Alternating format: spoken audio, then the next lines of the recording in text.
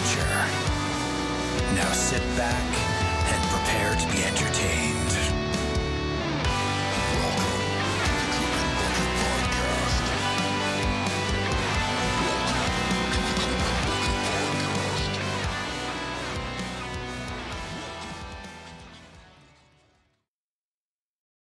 Greetings and welcome back to the Dripping Bucket Podcast with your hosts, Krystle Matar, myself, Michael R Fletcher, and we are joined today by another Michael R Fletcher. This is the real one.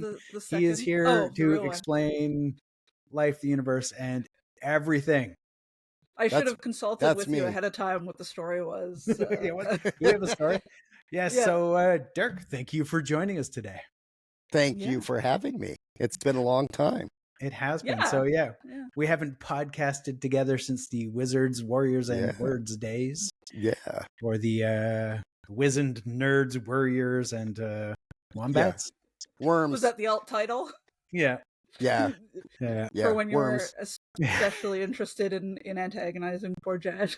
That was half the fun. It was just refusing to be prepared and sort of seeing what we could do to break him each week. And finally we did. We did. Yeah. He said, I had enough of this shit. I don't need you guys anymore. Yeah, exactly.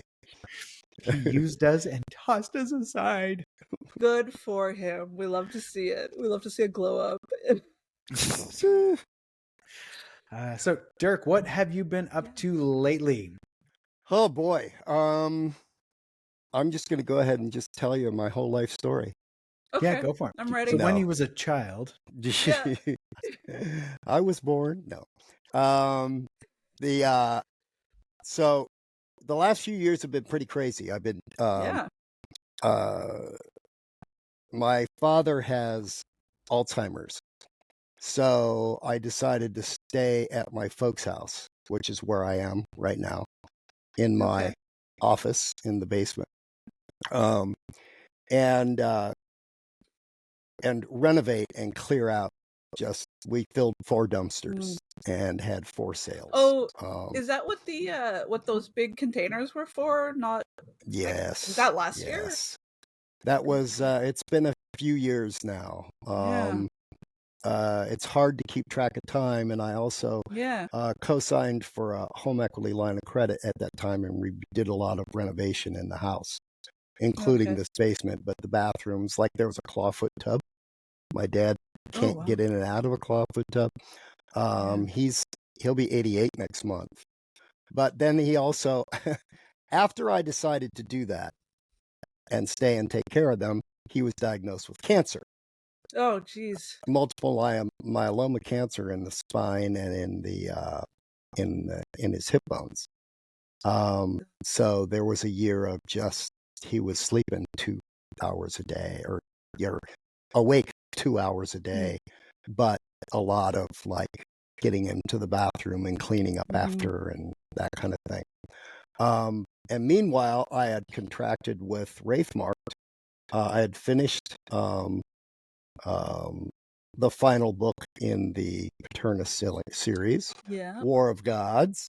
And it had been beautiful beast of a book. A while. That's monster. Yeah, that sucker's a monster. What's the word count on that? I just want to see if it's just 235. Krystle, what are you writing? It's just a baby book then. It's not even a Krystle book. I know. It's Brightwash is 220. So he's right on track. Because I chose. This is the max size they can make. 5 1/4 by 8 1/2 book. I never expected to have a book this big. I mean, compared to Paternus, I see. It's because you're I wasn't going to go to 6 by 9. Nobody hates that more than me.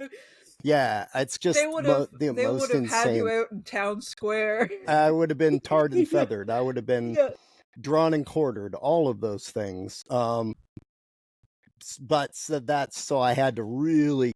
I had to cheat a little bit on the margins, and the font size is the same, but 3-point font kerning and no, it's the font is the same, but the lines are a little closer together and the margins are a little, just to make it fit. I was like, oh shit. Yeah. I was. Yeah, the 5. Yeah, This isn't gonna fit. But I finally got it to a printable size. So anyway, I had finished that, and then I contracted with Wraithmark to do Kraken Rider Z, and I was supposed to do year, one book a year, 3 books in the Kraken Rider Z trilogy, and of course that got shot to shit.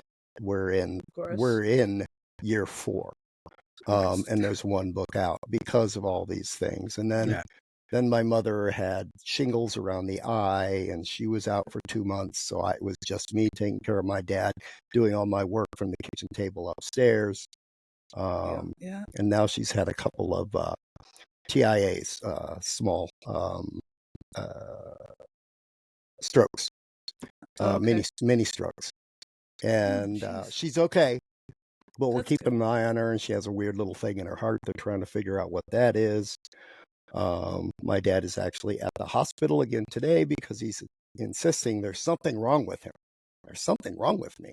We know he has a kidney infection, but she's up there sitting with him right now. Alzheimer's, and we're all kind of hoping they just keep him. Well, for the night at least. Or longer if need be. But still planning on going to Worldcon, Glasgow. Are you still thinking about going? He's not. I can't convince him. No, I'm going. Not this year. Mike. I got too much other stuff to go. Well, next year it's in Seattle. Yeah. Ooh, yeah. See, that's Seattle, that's a lot easier. That's a lot closer. Yeah. The drive is more reasonable. Oh, you don't drive. Still an awful drive. Oh, there's a freeway that runs from Toronto basically all the way to Vancouver, isn't there? Yeah, it's just one road. It's kind of. It's actually done faster. it before. One road, super easy. You've done it before? Yeah. Oh yeah, it's long and very, very boring. Did you stay up in Canada? Like, because it has to hook really far north to stay above the border. Yeah, it's hilarious. Like you're like, I'm leaving, and 24 hours later, you're still in, Ontario. You're still in Ontario. Yeah. This is gonna take a while, man. Yeah. And then you got to do Manitoba too, and it's like, Oh, it's a lot of driving. Yeah. Yeah. So anyway. So that's that. I got that.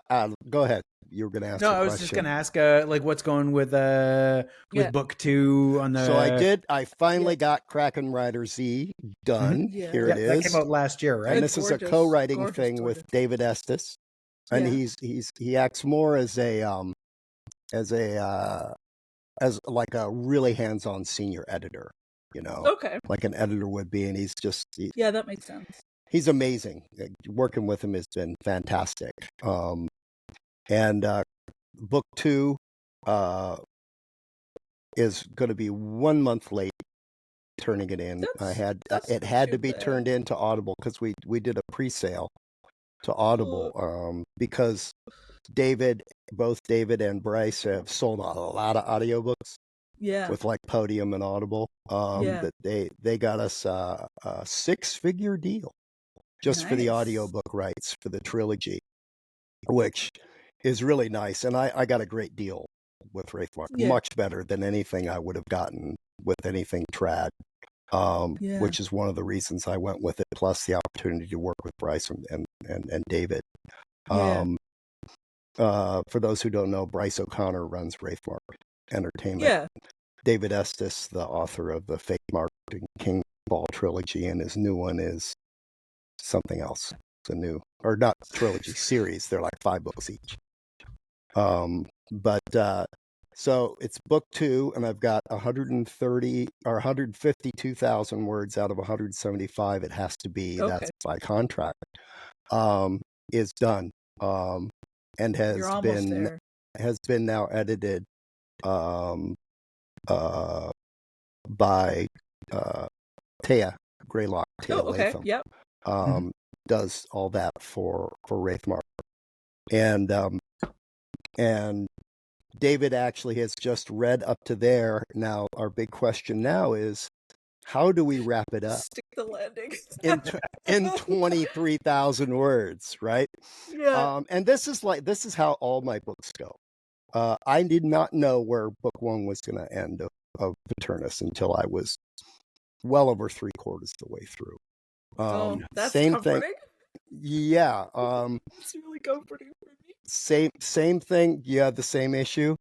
Yeah. Yeah, I think I'm. I mean, I know where I 80%. think it's going to go, Yeah. but then it always changes. And book Yeah. one is closer to 190,000 than 175. But for somebody like David Estes or Phil Tucker or Andy Peliquin, that would be 1 day's work, 15,000 words. Look at Andy. The Well, I'll just three swear of at them, Andy. We had him on, and the three of them, just I mean, yeah, I don't know how they can't could get do it. over it. Yeah. Yeah, just Yeah. and what really pisses me off is it's good too. How Seems dare they? unfair. That really Yeah. pisses me off. It's like, how the fuck? And they crew Yeah. part of the big reason their fingers can go fast, yeah, Yeah. but it's a brain thing because Yeah. they Just thinking remember ahead that they far. remember everybody's Yeah. names. They know exactly where it's going to go. They remember all the names, all the whatever power-ups or whatever the hell Yeah. people have. They remember who's alive and who's dead. They remember who all these things that I have to constantly look up. Yeah. And their vocabularies are right there, whereas I have to look up synonyms 3 times a day. It's just and my fingers just don't go that fast. So it's a lot of things, but it's mostly a brain thing. When I Yeah. have a really good day, I could do 3,000 words in a few hours. Yeah. Same. And I was about but to say those the are same. very rare and far between. A couple of but- weeks ago, or last week, I don't know what's time. I did 4,000 words in about 2 hours, but the only reason I could do that is because I knew ahead of time exactly every single beat of the chapter that I was working on. I had been thinking Yeah. about it for a couple of days, and so I was like, okay, Yeah. this is exactly what needs to happen. And then 2 hours of work, and I had it done. But Yeah. the ability Yeah, I to do mean, that it much can thinking happen. is a skill too. Like, Well, I wrote most of this on a 2,000 word a day schedule, which is Yeah. massive for me. And that would take me anywhere from 3 to 6 hours. Oh yeah, to it's do really that. comforting talking to And- you after talking okay. to Andy. Okay, and it's shit. It's total garbage. I mean, I have to skip quotation marks. I'm just like, well, this is how this goes this and that house, and that does that, and then they have a big fight. But and I have to go back and rewrite. Literally, Yeah. I mean, this is not editing. People say, "Oh, I'm editing." Yeah, fuck you. I am rewriting this shit. I am rewriting this because I have to, because it's just garbage. Oh, I wish Um, I have something on hand that I can just flash in front of the screen, just to show, like, when I'm editing, I'm doing the same thing that you're talking. Oh, here's a good one. This is what my editing looks like. So there's one paragraph that was okay, and then everything after has Yeah. been marked up, and it's all shit. Yeah. So after Yep. talking to Andy, I was feeling really depressed about my skills. as Yeah, a I don't writer. even But- get to that point where I could print it Yeah. out and do that kind of editing. That is editing. Yeah, I don't get to that point until I'm on like a third draft. yeah. It's yeah, not I even feel that. worth it. It's not even worth trying, because it's like half of these things are not. I do write in incomplete sentences on purpose sometimes, but half of this stuff is just absolute garbage. There'll be like 4 or 5 word sentences, and then like one that Mhm. takes up this much of the page. One sentence, just because it's like Needed to get the details out. Yeah, yeah, exactly. And that helps, actually. It helps me a lot to figure out how long it's going to be and stuff like that. And I had an idea of where I wanted this book to end, but it would have to be about 250,000 words for me to get through that, yeah. which people love. these days with audiobook and with Kindle. I mean, people are used to. I mean, Phil. I don't know about Andy. I don't know how long his books are, but Phil and David write. Phil and David write 400,000 word books. Oof. Oh wow. God yeah. damn. Yeah, it's insane. 300 to 400,000 word books. 100,000 words into a book, and I'm like, I want to write something else now. Yeah, well, I got. Can't relate. Can't relate. So we're actually tomorrow. David and I are going to get on the phone. He's read what's done, and figure out where to wrap it up. For one thing, we've got a deadline. Yeah, that we need to meet. Yeah. And for another, I just need to be done with this one and get on to the next one. Because I don't want to add another 3-4 months to the schedule. No. Yeah. I don't or have to keep up the same pace that I had to keep up. Are you going to dive straight into the next Kraken Rider book after this? Or do you got something sneaking in between? I always have to give myself a couple weeks, but I'll dive right into it. Yeah. Last time I was going to take, I did it on deadline. I was going to give myself a month, and then my mother got the shingles around the eye. Yeah. And then we got some barn cats that got saved and put in the garage. And it was living hell for about 2 months.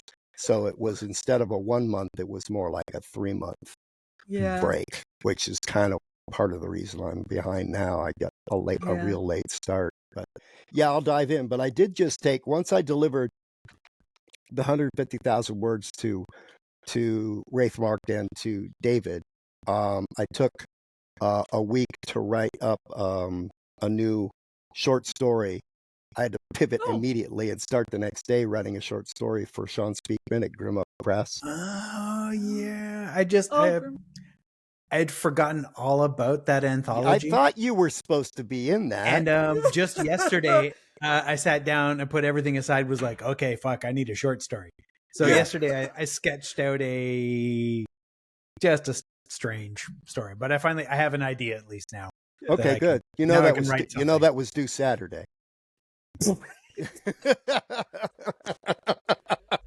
I need to message somebody. I was like, it's in July or something. Yeah, it was. No, it was. It was June 1st. June 1st. All right. Well, I'll be. Sean zip Sean out Sean's cool. Yeah, Sean's cool. Just zip him out an email. He'll be like. And now you've said that on a podcast, so he has to be nice about it, because you put. His editor he builds a little cushion in, and his editor can only do one at a time anyway. Yeah, that makes sense. And he said quite a few had come in, but that was actually really fun and a really nice break, because Mike knows for years I've been talking about wanting to do, and this is what I had planned to do until the Rafe Mark thing came along, Kraken Rider Z thing came along, was to do this series of a prequel series for Paternus. Oh, okay. Mm-hmm. Yeah. That takes place 20 years before, and like 4 to 6 80 to 90,000 word books. Little babies. And so for this short story, I played around with that. Oh, you got to go back and to kind of got to build the character and put him on a little mission. It's kind of like, I don't know, Jack Reacher meets Harry Dresden kind of thing. That's cool. Lone samurai hedge knight type, wandering around kicking the shit out of monsters. How many words is that for? Because it's for an anthology. This one came out at almost 7,000. Oh, that's a really good. And I wrote and I did it, and then rewrote it, and then edited it and submitted it in a week.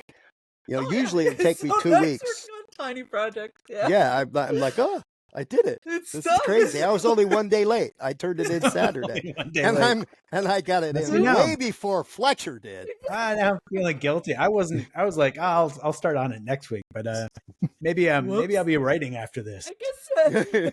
We know Fletcher's doing. You're going to crank out something that people will love, and it. By the time this podcast airs, Fletcher will have been done already, right, Fletcher? Oh yeah. By probably end of the weekend, he's typing right now underneath his little steering wheel there.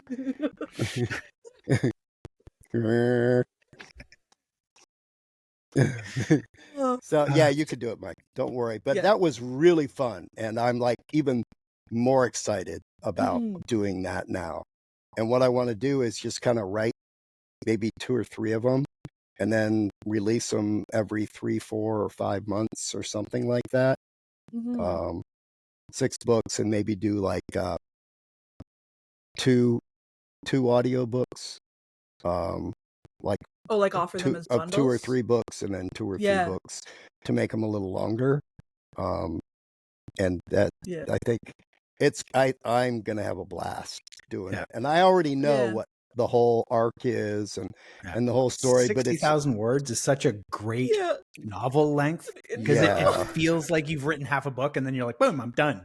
Yeah, like, fuck yeah. Well, 80. It's almost like you're goofing off. Yeah, I'm gonna do 80. I have to try, but that's gonna feel like I've been paying attention. When I hit 80 in Kraken Rider Z, I'm like, holy shit, I would have been done if I was doing these other books. I'd have been done with this book, and by the time I finished this book, I would have had 2 of these done. But it's so I'm really looking forward to that. I mean, I have mapped out I could do maybe 10 or 12 of them, but it just depends if they were doing really well. And that'd be one thing. And if I'm enjoying it and they were doing real well, but I can do an 80,000 word book pretty quick. Yeah, you could always put the last few kind of on the back burner, pivot into a new project, and then when you're feeling like coming back to the Paternus world, do it back into the series. It's the kind of thing, because it's episodic. It's the kind of thing that readers, he gets thrown into a new situation and just has to run his ass off and get his butt beat every single episode, every single book, and then it just kind of goes. It ramps up immediately and just goes. Does that mean you're hoping that each of them will stand alone and readers could jump in with any of them that they want? Or those no. Okay. Those you would probably like Dresden or Kevin Hearn's books or Iron Druid or any of those things. It is better to read those in order, but they are standalone stories, much more like thrillers, a thriller series. Like Jack Ryan or things like that. They are individual stories. It's not good. They're not going to be like Kraken Rider Z or Paternus, where it's basically really just one book in 3 parts. It'll be, but I'm really looking forward to those, and I think I could write those based on how quickly I was able to write this one. I think I could write those pretty fast. Yeah, especially with the personal chaos, I really sympathize with that feeling of I just want to work, and yet, having so many things. Everything is like barring another emergency.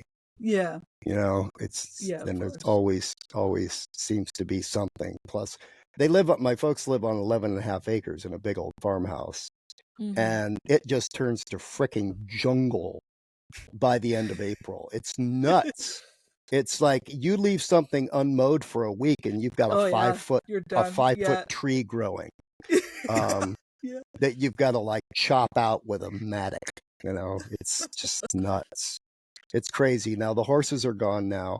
The cats are gone now. We still have 2 cats upstairs and the dog, but and we had horses that whole time too until a couple months ago. That's a lot of work. Yeah, that's a lot of work. And it was just a barn, and it was just not fun. One of my brothers also lives here, and he does mow the lawn, and he does bring home the groceries because he works at a grocery store. So that helps a lot. Yeah, you're not the only but one. He's no good at he doesn't know one end of a screwdriver from another. So if there's a leaky faucet, it's on you. If there's anything like that, I gotta drop everything and we just had to get a new washing machine because the other one died. Of course. Washing machines know the moment that will cause you the most personal strife. That's when they kick it. That's when they die. But we go into a splurged. whole rant about Oh yeah. how washing machine technology has taken a dive into the shitter. Oh, Like my yeah. dad has one that's probably 30 years old Yeah. and still running, and it's a fucking tank. It's a speed queen, isn't We it? replaced ours after 5 years, Yeah. and now the Yeah. new one is starting to make noises. Yeah, we had a you know, nice after another big 5 front years. Like, load Bosch, Yeah. yeah, 9 years. Yeah. And it was Yeah. just done. Yeah. Yeah. Unfixable, done. Yeah. So 9 years we And is not good cheap. though. Like it hung I on splurged. for you for a bit. I splurged and got us a top load speed queen, which Yeah. is, and they're like minimum 20 years, but that's probably Okay. what your dad's got. Yeah. And they've been around forever. They're still made in the US. They're still made the same way they Oh. always were. And so far we love it. And it's like, what? It's done. And we've got it on like the max dirtiest, shittiest heavy loads, right? Farm setting. Yeah, no, basically, exactly. It's funny because this speed queen is what all the farmers have. They all have speed queens. They're almost double the price. But The Bosch we bought for like $750 almost 10 years ago. This one was $1,600. But it'll last my lifetime probably.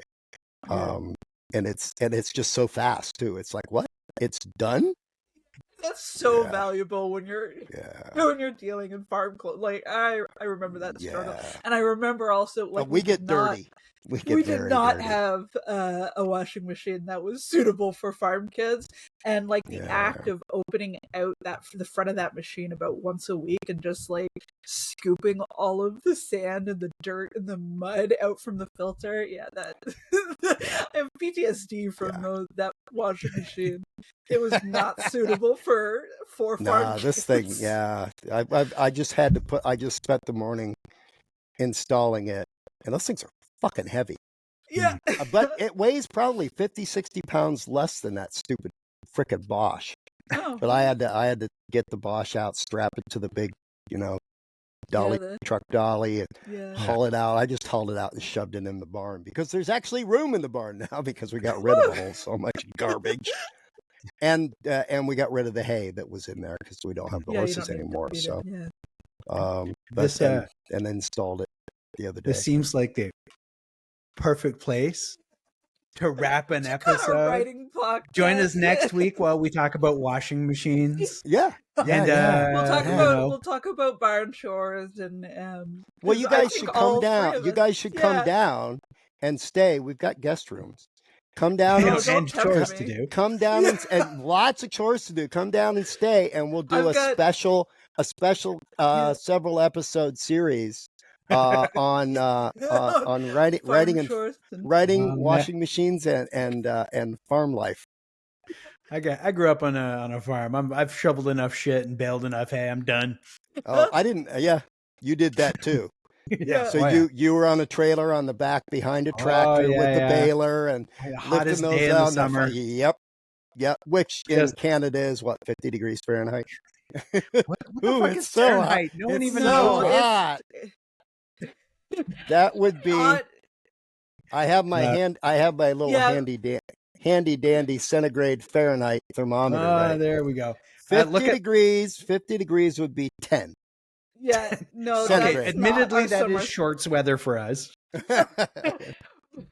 But our summers can get up pretty high. Yeah, We'll go up to 45 some years Celsius, which is that's really fucking hot. Oh yeah, it gets humid as That's shit. like 110. Yeah, it's hot. This particular area of Ontario is just we I remember you had some really hot. Yeah. Last summer, Mike, you had some really hot. Days. Yeah. This summer's looking like much the same.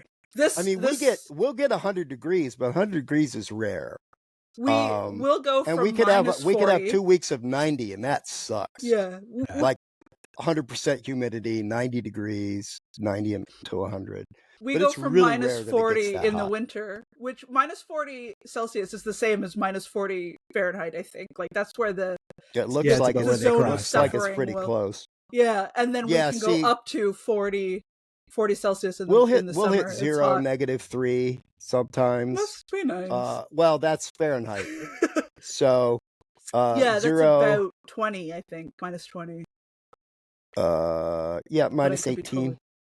Yeah, Zero is that's about okay. minus 18. That's a pretty Yeah. temperate winter for us. Like that's like Yeah, this no, is that's fine. fucking awful. I won't put my coat on today. It's getting warm now. That's where you but walk around the- and the grass or the snow Yeah. squeaks. No, that's not. The squeak is like the minus 30 snow. No, us. it squeaks here at zero. It We don't squeaks hear here it, at I zero. guess. Yeah. You don't even notice it. Yeah. Yeah, we don't notice it. It's not that cold. But the reason we complain so much is because it gets so cold and then so hot that like there's I no had no time. idea it got that hot. Yeah. What? Why? Yeah. What the hell's going The on? humidity, just like we just this part of well, I don't know, But but 110 degrees? That's like yeah, it can. Phoenix, Arizona weather. Yeah, I know, but it's also humid, which is like Yeah. even worse than dry heat. Oh, Yeah, that's awful. yeah, we got weird weather. Fuck Toronto then. I ain't going up there. You're walking through a swamp. Oh, yeah. Soup. Yeah, you're breathing in. No, the no, soup I've like been it's horrible. and it would. There were a few days when I was in Sri Lanka when it did that. And talk about humid. Yeah. This is serious rainforest. I mean, Yeah. it would rain. We'd be out on set, and it'd be like, everybody run, and half of us wouldn't because it was so freaking hot, and it would just boom, the rain would come down. It's like drops the size of my fist, and it's like bath water, and it hits the ground. There's so much of it, it hits the ground so hard that it throws up a spray of mist, and you can't see more than 3 or 4 feet in front of your face during during one of those downpours, and then it just stops.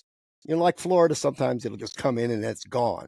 Yeah. And it stops, and within like 30 seconds, you feel like you're being microwaved. Oh yeah, Like, you're getting hit from heat from every direction. Yeah, as the sun bakes down on that mist. God. And it's just thanks. maybe I'll complain ever so slightly less. Yeah. Nah. Oh, Alrighty, yeah, now we're Dyrk, thank you for joining us, and we will be back with another Dyrk episode. Yeah. At some Who point knows in the what future. We'll talk about. Who fucking knows? Yeah. Thanks, everybody. Thanks so much.